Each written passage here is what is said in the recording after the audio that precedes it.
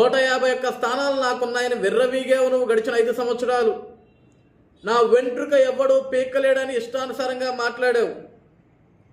మీకు 23 మందే ఉన్నారు.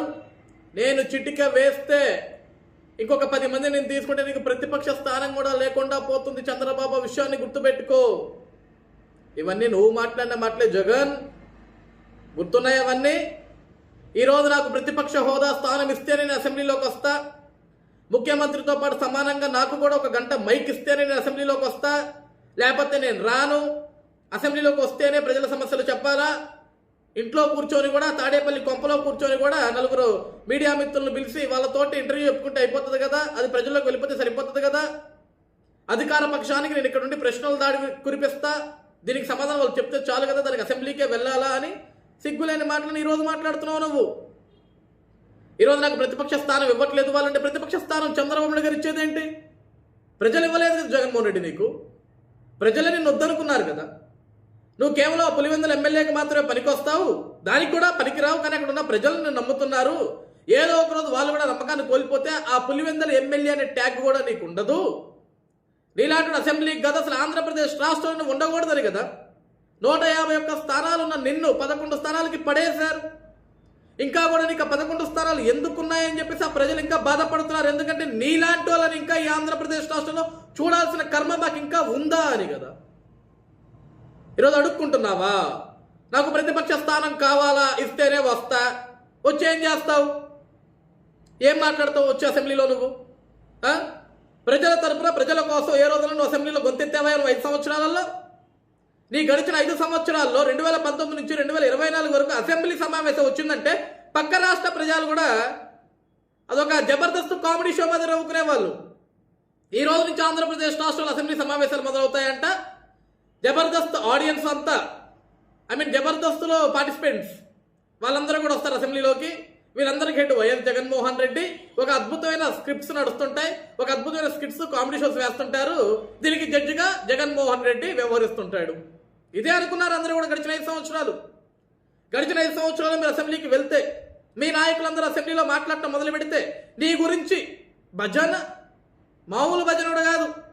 గన్ వచ్చే లోపల జగనన్న వస్తాడని ఒకడంటారు, బుల్లెట్లు దింపుతాడని ఇంకొకటి అంటాడు. నువ్వు తోపు స్వామి, నువ్వు గ్రేట్ స్వామి, నీకంటే వీరుడు సూర్యుడు లేడని ఇంకొకరు మాట్లాడుతుంటారు. అది అసెంబ్లీ అనుకున్నారా? లేకుంటే మీ ఇల్లు అనుకుంటున్నారా? లేకుంటే మీ పార్టీ ఆఫీసులు అనుకుంటున్నారా? గడిచిన 5 సంవత్సరాల్లో రైతుల పక్షాన కానీ, విద్యార్థుల భవిష్యత్తు పక్షాన కానీ, మహిళలపై జరుగుతున్న అరాచకాల పట్ల కానీ, రాష్ట్ర రాజధాని అమరావతి కోసం ప్రజలు పోరాడుతున్న పోరాటం గురించి కానీ ఏ రోజున అసెంబ్లీ సాక్షిగా మాట్లాడవాను? వెకిలి వేషాలు, వెకిలి చేష్టలు, వెకిలి మాటలు, దిగజారుడు మాటలు, దిగజారుడు రాజకీయం. ఎదుటి వాళ్ళని మానసికంగా హింసించాలా? గడిచిన 5 సంవత్సరాలు మీరు చేసిన అదే కదా. మీరు ఎంత పనికిమాలని తెలిసినా కూడా ప్రజలు మనకి ప్రతిపక్షం అంటూ ఒక స్థానం ఇచ్చారు. నేను అప్పటికి కుప్పం నియోజకవర్గానికి ఎమ్మెల్యేగా కూడా వివరిస్తున్నాను. ఈరోజు నా నియోజకవర్గంతో పాటు ఆంధ్రప్రదేశ్ రాష్ట్ర ప్రజల సమస్యల పట్ల అసెంబ్లీలో నా గొంతును నేను వినిపించాలని చెప్పేసి చంద్రబాబు నాయుడు గారు మీరు ఎన్ని అవమానాలు సృష్టించినా, అనరాని మాటలు మీరు ఎన్ని మాట్లాడినా సరే అన్ని దిగమింగుకొని ప్రజల కోసం ప్రతి మాట పడుతూ అసెంబ్లీలోనే మీకు ఎదురుగా కూర్చొని సమాధానం చెప్పాడు. దమ్ముగా మాట్లాడాడు. అదే అసెంబ్లీలో కూర్చొని నేల మీద కూర్చొని రైతులకు రావాల్సిన బకాయిల్ని వెంటనే విడుదల చేయించేలాగా చేశాడు. That is Nara Chandrababu Naidu. ఆ రోజు అసెంబ్లీలో చంద్రబాబు నాయుడు గారిని లేకుండా చేయాలని అనేకమైన మాటలు మాట్లాడిపించాను ఈ పనికి వాళ్ళ నాయకులందరితోటి. చివరికి దిగజారుడు మాటలు మాట్లాడిపించి కదా ఆయన అదే అసెంబ్లీ సాక్షిగా కన్నీరు పెట్టి చెప్పాడు, నేను మళ్ళీ ఈ అసెంబ్లీలోకి అడుగు పెట్టేది ఉంటే నేను మళ్ళీ ముఖ్యమంత్రిగా ప్రమాణ స్వీకారం చేసిన తర్వాతే ఈ అసెంబ్లీలోకి అడుగు పెడతా అని చెప్పాడు. అన్న మాట ప్రకారమే ముఖ్యమంత్రిగా ప్రమాణ స్వీకారం చేశాడు. ఆంధ్రప్రదేశ్ రాష్ట్రానికి అసెంబ్లీలో అడుగు పెట్టాడు. ఈరోజు అసెంబ్లీలోకి నువ్వు నీలాంటి వాడు రావాలంటే భయపడేలా చేశాడు. బొరికిపోతున్నావు అసెంబ్లీ పేరు వినపడితే. చలిజలం వచ్చేస్తుంది నీకు అసెంబ్లీ పేరు వింటేనే. అసెంబ్లీ సమావేశాలు వస్తే అయ్యే బాబాయ్ నాకు ఎందుకు రా బాబు అసెంబ్లీ సమావేశాలు, నేను రాను, పోతే నన్ను ర్యాగింగ్ చేస్తారని భయం. ఈరోజు చంద్రబాబు గారు వేసే ప్రతి ప్రశ్నకి, లేకుంటే గడిచిన 5 సంవత్సరాల ఆంధ్రప్రదేశ్ రాష్ట్రంలో ముఖ్యమంత్రి పేటను అడ్డం పెట్టుకుని నువ్వు దోచుకున్న సంపద గురించి ప్రజలందరికీ చంద్రబాబు గారు ఎక్కడ తెలియజేస్తారనే భయంతో నువ్వు అసెంబ్లీకి రావట్లేదు కదా. ఇది కదా అసలైన వాస్తవం జగన్మోహన్ రెడ్డి. ఇక నాకు ప్రతిపక్ష స్థానం ఇస్తే నేను అసెంబ్లీకి వస్తా, లేకపోతే నేను రాను, ఇంట్లో కూర్చుంటా, పబ్జీ ఆడుకుంటా. ఆడుకోపు, ఏంటి ఉపయోగం? అసెంబ్లీకి వస్తే ఎంత, రాకపోతే ఎంత? ఎవరికి కావాలా నీ మాటలు, నీ పనికిమాల మాటలు, నీ సొల్లు పురాణం? ఏంటి ఉపయోగం నీ వల్ల? అసలు నేను అసెంబ్లీకి రాననేటువంటి ఆ పులివెందుల శాసనసభత్వం మాత్రం నీకెందుకు? రాజీనామా చేయి.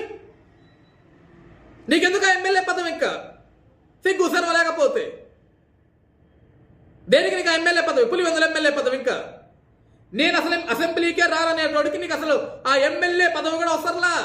రాజీనామా చేసి నీ తాడేపల్లి కొంపలోనే నీ పనికిమాల వాగుడు వాగించుకునేదానికి, నీ పనికిమాల సొల్లు పురాణం చూపించేదానికి కొన్ని మంది నువ్వు కుక్క బిస్కెట్లు విశ్లేషణలో చూసిన కొంతమంది యూట్యూబ్ ఛానల్స్ అలా పిలిపించుకో, వాళ్ళతో పెట్టుకో లైవ్ ఇంటర్వ్యూ కూడా ఉండదు కదా మంది, రికార్డెడ్ ఇంటర్వ్యూ పెట్టించుకొని కట్ కాపీ పేస్ట్ రిలీజ్ చేసుకో. ప్రజలకు కూడా టైంపాస్ కావాలి కదా. అప్పుడప్పుడు ఈ రోజు ప్రజలు పొద్దు నుంచి సాయంత్రం దాకా కష్టపడి పనిచేసి ఉంటారు, వాళ్ళకి ఏదో కామెడీ షో కావాలి కదా. ఆ కామెడీ అనే నువ్వు నీ మాటలు వింటూ సరదా కాసేపు నవ్వుకుంటుంటారు. అబ్బే అబ్బే అబ్బే, సిగ్గు సెర ఉండాలి కదా జగన్మోహన్ రెడ్డి. కనీసం ప్రతిపక్ష స్థానం ఇస్తే అసెంబ్లీకి వస్తా అంట, నాకు చాక్లెట్లు ఇస్తే నేను స్కూల్కి పోతా అంటూ చిన్నపిల్లాడు మారం చేసేట్టు ఆడుతున్నావు సిగ్గు లేకుండా. మళ్ళీ నేను పులివెందుల పులి, మళ్ళీ జగన్ 2.0, నన్ను ఎవడు ఏం పేకలేడు. అసెంబ్లీకి రావాలంటే పడిపోద్దు మనకి, మళ్ళీ 2.0 మన బతుక్కి. నీకు నిజంగా దమ్ము ధైర్యం ఉంటే అసెంబ్లీకి రా, అసెంబ్లీకి వచ్చి మాట్లాడు, లేకపోతే అన్నీ మూసుకొని తాడేపల్లి కొంపలో కూర్చొని పబ్జీ ఆడు.